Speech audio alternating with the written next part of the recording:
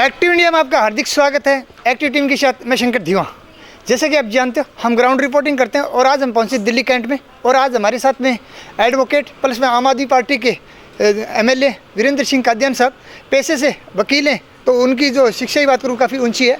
और बात करूँ दिल्ली सरकार की, दिल्ली में पूर्ण बहुमत की सरकार है, पंजाब में भी सरकार बना ली, गुजरात में भी अभी एग्जिट पोल में कुछ सीटें दिखा रही हैं। लेकिन बात करेंगे एमसीडी चुनाव पे, जहां पे एग्जिट पोल में आम आदमी की सरकार बनती दिख रही है। सर नमस्कार। नमस्कार सर, बात करूं एमसीडी चुनाव की, आपकी वापसी हो रही है, यानी आपका डबल इंजन जुड़ने वाला है। एमसीडी चुनाव में जो जनता ने भारी समर्थन आम आदमी पार्टी को देकर और यहाँ पे परिवर्तन लाने की कोशिश की है और परिवर्तन जो आएगा इससे दिल्ली का विकास होगा। दिल्ली में सबसे पहले जो कूड़े के पहाड़ हैं वो हटाए जाएंगे।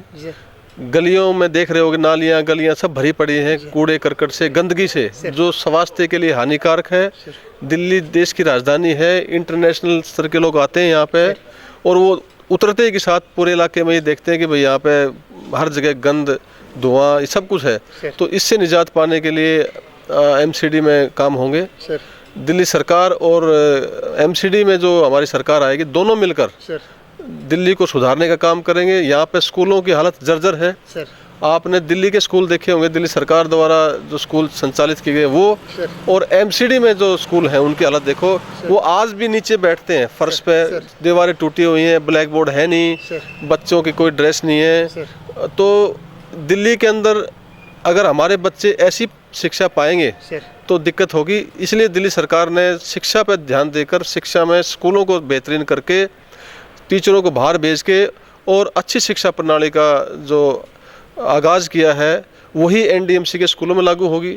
आप स्वास्थ्य के उसमें देखिए मोहल्ला क्लिनिक बने हैं।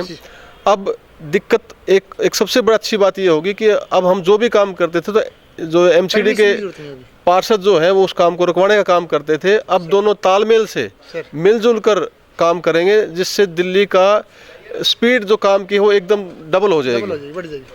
जैसे हमने मोहल्ला क्लिनिक स्थापित करने की कोशिश की तो एनडीएमसी ये अपने एमसीडी वाले आगे रोक देते। हम कोई भी ऐसे सार्वजनिक काम करते जिससे लोगों को फ़ायदा होता, गलियां रिपेयर करते तो आगे रोक देते। तो ये सब चीज़ें ख़त्म हो जाएंगी और अब दिल्ली बेहतरीन हो जाएगी पहले से, ये मेरा वादा। बिल्कुल। बात करूँ सर शिक्षा की, शिक्षा में हमने देखा स्मार्ट क्लासेस लगी हैं, लेकिन स्कूलों का स्तर भी बड़ा है, लेकिन नए स्कूल तो नहीं खुले हैं। थोड़ा उसके ऊपर कुछ, जब हमने एमएलए साहब से बातचीत की थी जून साहब से, तो उन्होंने बोला कि जो अभी डीडीए की ज़मीन है वो मिल नहीं रही है, तो अभी एमसीडी में आने से वो भी फ़ायदा होगा शायद।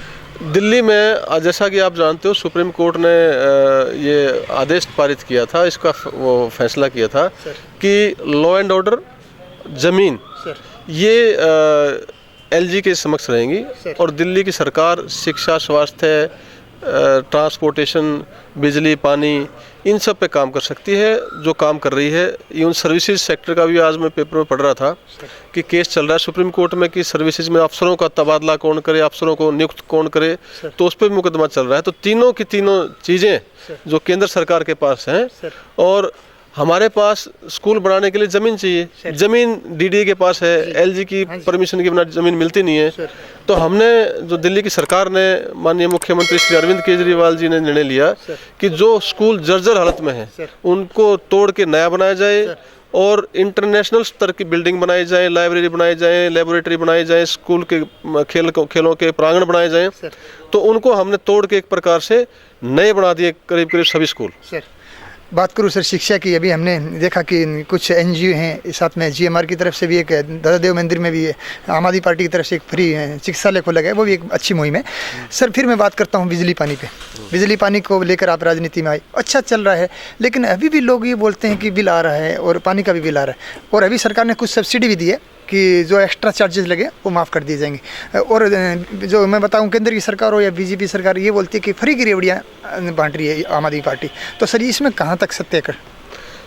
सरकार चलाना एक मैनेजमेंट है और इस मैनेजमेंट को किस तरीके से आप चलाते हो वो आपकी निपुणता, आपकी पढ़ाई लिखाई पर भी बहुत बड़ा इस पर फैक्टर होता है।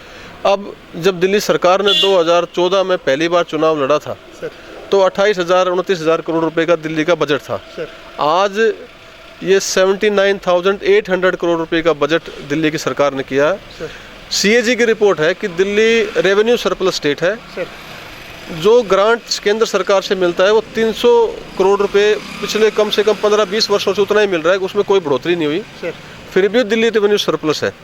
और दिल्ली में महिलाओं का किराया माफ़ है, 200 यूनिट बिजली मुफ्त है, 400 यूनिट तक हाफ है, 24 घंटे बिजली उपलब्ध है, 20,000 लीटर पानी फ्री है, फिर भी सारे डिपार्टमेंट प्रॉफिट में चल रहे हैं।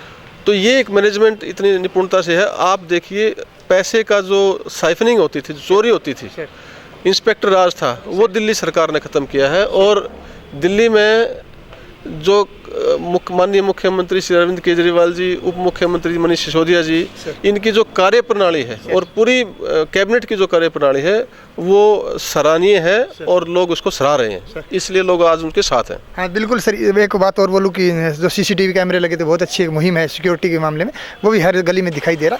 अभी मैं बात करूँ सर रोज़गार की, रोज़गार आपने ठीक है DC रेट पे लगाए हैं, बसों में भी आपको मिल रहे हैं, साथ में जो दिल्ली पुलिस के होमगार्ड के जवान भी लगाए। तो एक ऐसा नहीं लग रहा है कि सर अभी जो ट्रेनिंग इंस्टीट्यूट आप जैसे आप स्किल डेवलपमेंट के थ्रू आप रोज़गार देने की कोशिश करें, इसको और बढ़ाया जाए ताकि लोगों को फ्री की चीज़ कम करके और रोज़गार की तरफ ज़्यादा दिया जाए? देखिए, फ्री की चीज़ कहना ये एक प्रकार से जनता के साथ अन्याय होगा और उनका मान का हनन होगा। मैं कहना चाहता हूं कि दिल्ली सरकार ने रोज़गार बजट पेश किया पिछली बार, उससे पहले राष्ट्रभक्ति बजट पेश किया था। तो 20 लाख लोगों को रोज़गार देने का दिल्ली सरकार का जो वादा है वो अनेक सेक्टरों के द्वारा होगी। रोज़गार का मतलब सरकारी नौकरी ही नहीं है, रोज़गार का मतलब मार्केट में लोगों को लाना, टूरिज्म के स्कोप बढ़ाना, आपके नए नए अपॉर्चुनिटीज़ क्रिएट करना, लोगों को प्रोत्साहित करना, ट्रेनिंग देकर उनको प्राइवेट सेक्टर में भागीदारी देना, लघु उद्योग लगाना।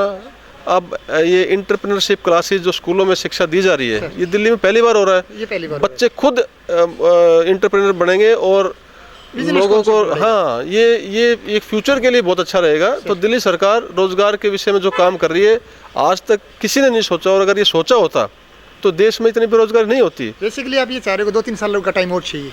कोई भी चीज़ हो, देखो शुरुआत होती है, आप घर भी बनाते हो तो उसमें 5-6 महीने लग जाते हैं। तो कोई चीज़ शुरुआत होती है, शुरुआत की अच्छी शुरुआत की है, बड़े बड़े मार्केटों का जो उनको इनिशिएटिव दिया जा रहा है, उनको नए रीडेवलपमेंट किए जा रहे हैं, आपका जो ख़राब जो IT के जो सामान हैं उनके लिए मार्केट बनाया जा रहा है। तो बहुत सी ऐसी चीज़ें हैं जिससे रोज़गार क्रिएट होंगे, और जो रोज़गार क्रिएट होंगे, दिल्ली में आप देखो आज 3.25 करोड़ जनता है छोटी सी जगह में, लेकिन फिर भी जो मैनेजमेंट दिल्ली सरकार ने कर रखा बहुत ही बेहतरीन तरीके से कर रखा है। मैं लास्ट प्रश्न करूंगा सर, प्रदूषण पे भी राजनीति होती है। पहले पराली का नाम लिया जाता था, पंजाब से पराली जलती है तो धुआं आता है, हरियाणा से आता है। प्रदूषण का स्तर तो वैसे पूरे भारत में है, और अभी आपकी पंजाब में सरकार है, तो प्रदूषण पे एक बार कुछ इनिशिएटिव भी लिया था, कुछ एक मशीन डेवलप की थी, उसके बाद में उसका फंड भी आया था सर, उसमें कुछ और मशीन लगाई गई है या प्रदूषण को रोकने के लिए क्या काम कर रही है आम आदमी पार्टी? देखिए, ये आदत बन गई है लोगों की कहने की, किसानों को दोष देने की। सर कहते हैं जी पराली जला रहे हैं इसलिए प्रदूषण हो रहा है। मैं कह रहा हूँ अब की बार 33% से कम पराली जली है, प्रदूषण फिर भी उतना ही है। प्रदूषण के अनेकों कारण हैं, हर घर में 1-2 गाड़ियाँ हैं, मोटरसाइकिल हैं, आस पड़ोस में फैक्ट्रियाँ हैं, और कंस्ट्रक्शन का काम होता है। और ये मौसम ऐसा होता है नवंबर के आसपास का, इसमें ऊपर लेयर जम जाती है जिससे धुआं ऊपर जाता नहीं है। तो दिल्ली सरकार ने इलेक्ट्रॉनिक व्हीकल में इनिशिएटिव देके बहुत अच्छा काम किया है। जो ऐसे जो पोल्यूशन क्रिएट करने वाली इंडस्ट्री थी उसको बंद कर दिया गया है। तो दिल्ली की सरकार जगह जगह पर आपने देखा होगा कि स्मोक गन लगाए गए हैं, स्मोक टावर लगाए गए हैं, पानी छिड़काव किया जा रहा है। तो अनेकों ऐसे काम कर रहे हैं दिल्ली की सरकार जिससे पोल्यूशन कम होगा। लेकिन मैं कहूँ कि खाली दिल्ली में पोल्यूशन नहीं है, ये इनिशिएटिव आपको केंद्र सरकार को लेना पड़ेगा, सभी राज्यों को साथ लेके एक ऐसी पॉलिसी का निजात करना पड़ेगा जिससे पोल्यूशन ऐसा नहीं कि दिल्ली की बाउंड्री के बाद खत्म हो गया। यूपी में गए तो पूरे भारत में, मैं पेपर में पढ़ रहा था कि दादरी का पोल्यूशन, छोटा सा शहर है दादरी, हाँ डिस्ट्रिक्ट है, तो उसका पोल्यूशन लेवल सबसे ज्यादा था, दिल्ली का कम था। अब वो तो खेत है वहाँ सब कुछ, वहाँ तो दांत भी नहीं होते, दांत भी नहीं वहाँ पे, हाँ, तो वहाँ पे भी पोल्यूशन है। तो पोल्यूशन के अनेकों कारण हैं जिसको केंद्र की सरकार को सबको साथ लेके इसका निजात करना पड़ेगा, इसका कोई ना कोई वे आउट निकालना पड़ेगा। सर बात करूँ मल्टी शहर में तो हम आई गए, दिल्ली में आपकी सरकार है, साथ में पंजाब में बना ली। अभी मैं बात करूँ हरियाणा की, आप हरियाणा से आते हो, आपने दादरी का जिक्र किया, मैं खुद हिसार से हूँ, बीजेपी की सरकार है। बात करूँ स्टूडेंट की, आपने शिक्षा की बात की कि दिल्ली का मॉडल अच्छा है, वहाँ पे जो हमारा अध्यापक भी रोड पे बैठा है, मतलब जो शिक्षा का मैं बोलूँ स्टूडेंट भी रोड पे बैठा है। कल एक अच्छा काम कर दिया कि मेडिकल स्टूडेंट को भी रोड पे बैठा दिया सरकार ने, ये तो एक बहुत अच्छी बात है। तो सर हरियाणा को लेकर क्या पॉलिसी है? देखिए, आम आदमी पार्टी, माननीय श्री मुख्यमंत्री अरविंद केजरीवाल जी खुद हरियाणा के रहने वाले हैं, शिवानी से, और अगला टारगेट हमारा हरियाणा है। अब गुजरात के चुनाव हुए हैं, अच्छे नतीजे आने की उम्मीद है। हरियाणा में हमारा संगठन बेहतरीन संगठन है। अब जिला परिषद के चुनाव हुए थे, इसमें 2 नंबर पे आम आदमी पार्टी रही थी। सिरसा और अम्बाला में आपकी अच्छी पकड़ आम आदमी पार्टी की है। और जो मैं शिक्षा नीति की बात करूं हरियाणा की, तो हरियाणा की कोई शिक्षा नीति नहीं है, हरियाणा की करप्शन की नीति है।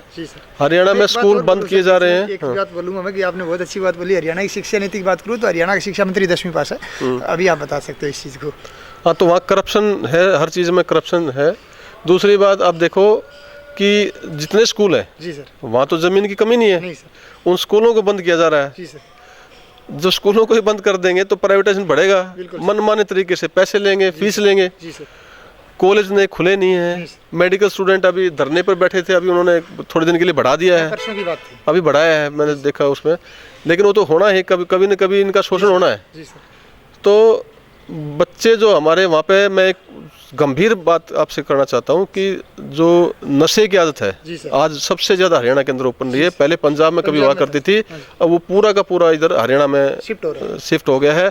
अब ये चिंता का विषय है कि अगर सरकार ने समय रहते कदम नहीं उठाया तो हमारे 15, 16, 17, 18, 20, 25 साल के बच्चे ड्रग्स के उसमें फंसे हुए हैं, जाल में फंस रहे हैं। और ये सरकार की अनदेखी कारण हो रहा है, पुलिस की अनदेखी कारण हो रहा है। तो इस पर ध्यान देने की बहुत आवश्यकता है। रोज़गार क्रिएट करेंगे तो लोग बच्चे एंगेज हो जाएंगे उसमें, उनको काम धंधा मिलेगा, निठल्ले नहीं आनेंगे। और इसके लिए आपको नए नए प्रोत्साहित वाले कार्य करने पड़ेंगे। बहुत बहुत धन्यवाद सर, थैंक यू। आज हमारे साथ थे वीरेंद्र सिंह कादियान, आम आदमी पार्टी के MLA हैं, और साथ में आपको बताऊं कि उन्होंने खुलकर अपने विचार रखे। और आने वाले समय में हरियाणा में आम आदमी पार्टी दस्तक देने वाली है, और इसी मुहिम के साथ हम एक बार फिर मिलेंगे एक नई मुहिम के साथ। तब तक के लिए जय हिंद, जय भारत। आप हमारे चैनल को लाइक, शेयर एंड सब्सक्राइब जरूर करें। वंदे मातरम। नमस्कार।